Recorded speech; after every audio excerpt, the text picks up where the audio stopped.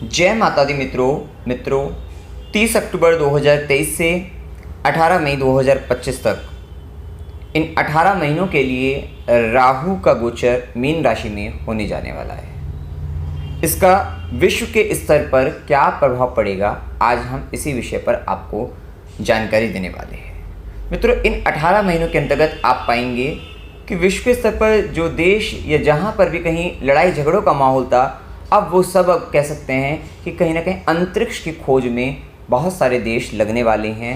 और इस 18 महीनों के अंतर्गत आप पाएंगे कि अंतरिक्ष से संबंधित नई नई बातों का जानकारी मिलना और नई नई खोज होना, इन विषयों पर बहुत ज़्यादा काम रहेगा और उन सब जानकारी को आपको मिलती हुई भी नज़र आएगी। तो ये एक स्थिति देखने को आपको मिलेगी।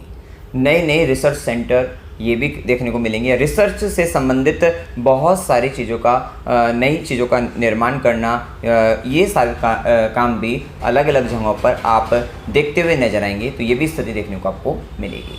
विशेषतः जब राहु का गोचर मीन राशि में, तो इन 18 महीनों के अंतर्गत मुक्ति की कामना व्यक्ति की अधिक बढ़ती हुई नजर आएगी। लंबे समय तक हो सकता है कोई व्यक्ति की उम्र भी बहुत ज़्यादा मतलब उम्र का पड़ाव इतना ज़्यादा हो रहा हो, व्यक्ति चाहता हो कि अब मेरे प्राण निकल जाए, मैं मुक्त हो जाऊं। तो इस तरीके की कामना रखने वाले जो बहुत बड़ी उम्र के लोग हैं, तो वे बहुत सारे लोग इन 18 महीनों के अंतर्गत मुक्त होते हुए नजर आएंगे। मतलब जो बहुत लंबे समय से प्रतीक्षा में थे कब मुक्त होंगे, तो वे भी मुक्त होते हुए नजर आएंगे। विशेषतः ये तो थी कि बड़ी उम्र के लोगों के लिए बात, लेकिन बहुत सारे ऐसे व्यक्ति हैं जो ज़िंदगी के अंतर्गत काफ़ी समस्याओं से जूझ रहे होते हैं, वे भी मुक्ति की कामना सोचते हैं।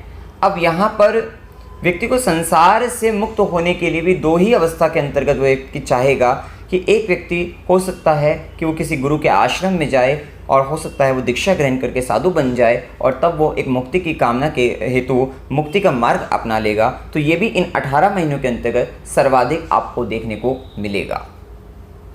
विशेषतः एक अन्य मार्ग व्यक्ति अपनाता है जो अज्ञान का मार्ग होता है, व्यक्ति आत्महत्या का मार्ग।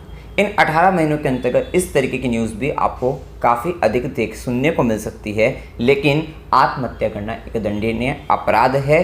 जो व्यक्ति सोचता है मुक्त हो जाएगा, नहीं, वो व्यक्ति मुक्त नहीं होगा, अपितु बंधन में बंध जाएगा। तो विशेषतः आपको सावधान रहना है। अगर आप बहुत परेशान हैं, बहुत सारी समस्याओं से जूझ भी रहे हैं, और आपके इन 18 महीनों के अंतर्गत आपके दिमाग में भी इस प्रकार के विचार अगर आते हैं, तो आपको ज्ञान का मार्ग अपनाना चाहिए और आपको किसी गुरु के आश्रम में जाना चाहिए, संत महात्माओं की सेवा करनी चाहिए, और वहीं से आपको एक भली प्रकार से ज्ञान के मार्ग के द्वारा आपको मुक्ति का मार्ग मिलता हुआ नजर आएगा।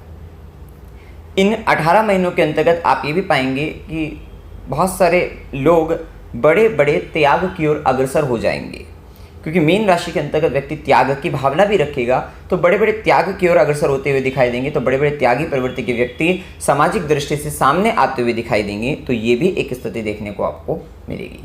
साथ ही स्वप्न शास्त्र का इन 18 महीनों के अंतर्गत काफ़ी विस्तार होता हुआ नजर आएगा, या कुछ इसी से ही जुड़े हुए कुछ शास्त्रीय बातें या ज्ञान की बातें समस्त संसार में फैलती हुई नजर आएगी। आप इस समय के अंतर्गत ये भी देख सकते हैं, कोई बहुत बड़ा व्यक्ति है जो स्वप्न देखता है और उसके बाद वो कुछ बता रहा है कि मुझे स्वप्न के अंतर्गत ये दिखाई दिया है। कितनी बार आपने अपनी भारत के अंतर्गत आपने ये भी सुना भी है कि किसी व्यक्ति को किसी ब्राह्मण को स्वप्न आया, उसमें देवी देवताओं ने दर्शन दिए और उनको ये भी बताया गया कि भाई एक मूर्ति है वहाँ पर है, उसको निकाल कर लेकर आओ, इस तरीके से निर्माण कार्य होगा।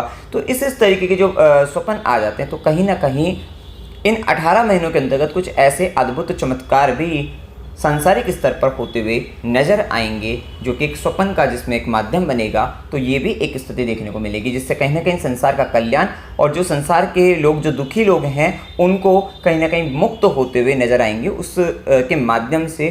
तो ये भी एक स्थिति देखने को आपको मिलेगी। तो मित्रों, जानकारी अगर आपको अच्छी लगी हो, वीडियो को लाइक कीजिएगा, शेयर कीजिएगा और चैनल को सब्सक्राइब कीजिएगा। जय माता दी।